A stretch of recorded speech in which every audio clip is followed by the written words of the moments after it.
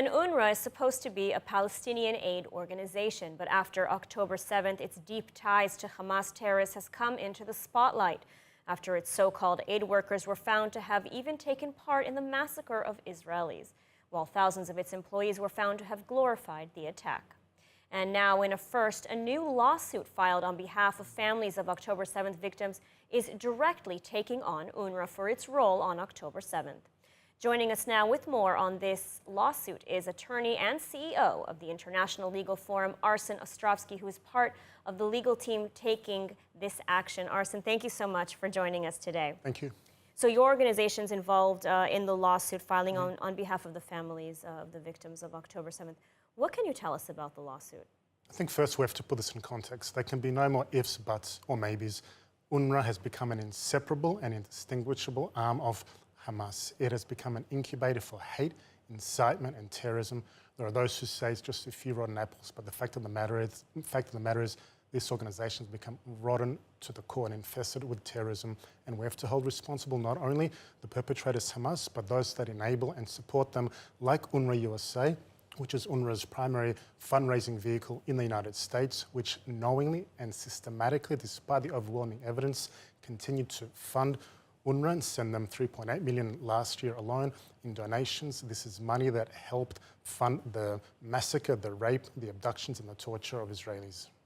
And so what do the families of the victims, what do they hope to achieve with this lawsuit?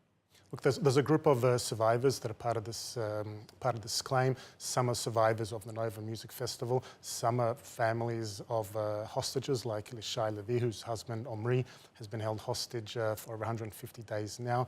I think there's a couple of things. One, the families want some kind of semblance of justice. They want to make sure that the perpetrators are held responsible. They also want to make sure those that support, enable, and fund and allow these kinds of crimes and on the ongoing captivity of Israelis to be held accountable for their actions as well. And, you know, we're seeing in recent days Canada, EU, other countries saying that they're going to resume funding for UNRWA, even though, as you mentioned, now its complicity in terrorism is quite clear.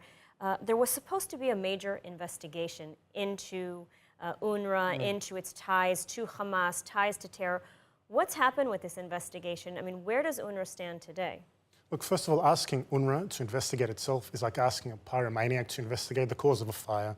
Now, this investigation has not gone anywhere to date, and notwithstanding that, countries like Canada, like Sweden, and we can only presume others will follow, have said, you know what, we don't even have to worry about those investigations, which haven't even been carried out yet, but we're going to resume our funding. Now, this is a negligent decision. This is an awful decision that will only continue to perpetuate and continue funding the kinds of atrocities that we saw, and furthermore, the ongoing captivity of the hostages that remain captive in Gaza.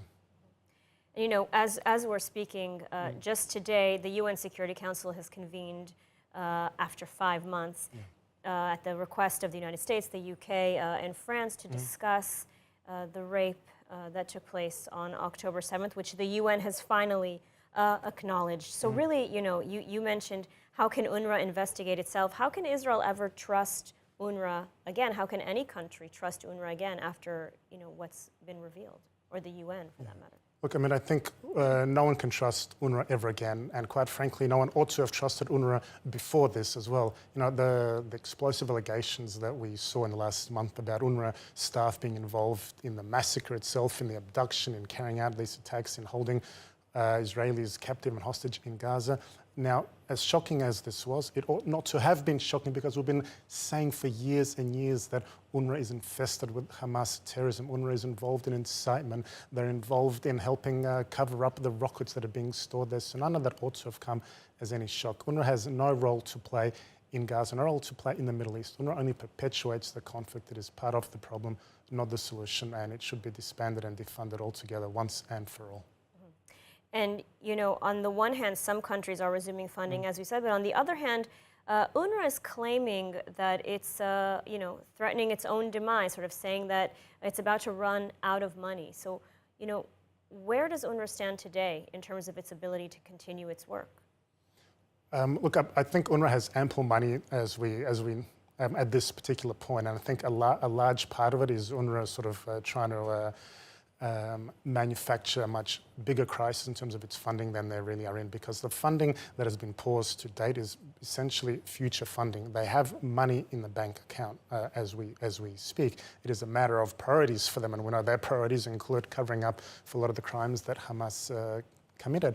So they have sufficient funds, but quite frankly, those funds would be much better off going to the actual victims of the Hamas terrorism than perpetuating this ongoing conflict. UNRWA has become an impediment to peace. All they're doing is perpetuating this, this conflict, this violence, this ongoing relentless incitement. There are other agencies, other ways, other mechanisms through which you can get aid to the people of Gaza that really do need it, and not in the hands of Hamas.